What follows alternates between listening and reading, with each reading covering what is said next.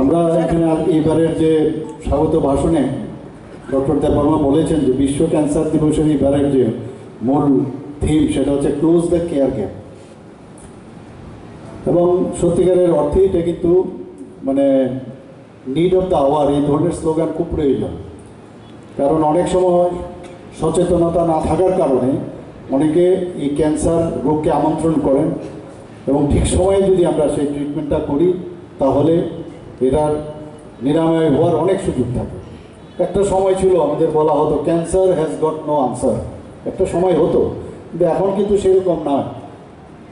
মানে আমরা এখানে ক্যান্সারে যারা আমরা একটু আগে এখানে যাদেরকে অভিনন্দন জানালাম, আমরা দেখলাম যে ওরা সত্যিকারের ওনাদেরকে যোদ্ধা বলা হচ্ছে এখন, ওয়ারিয়ার, যে ক্যান্সারকে আমরা জয় করতে পারি।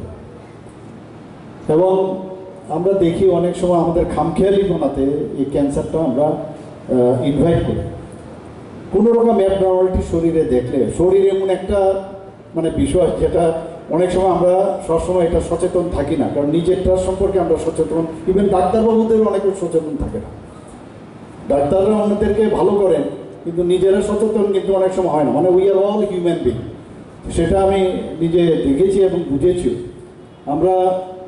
আমরা জানি যে বেশিরভাগ ক্যান্সার আমরা যদি শরীরের মধ্যে ওরাল ক্যান্সার এবং আমাদের সার্ভাইকাল ক্যান্সার, ব্রেস্ট ক্যান্সার এবং আলটিমেটলি বহু জায়গায় হয় বোন ক্যান্সার, লাং ক্যান্সার, কিন্তু মেইন হচ্ছে আমাদের এই তিনটে জায়গার মধ্যে বেশি সমাজে দেখা যাচ্ছে।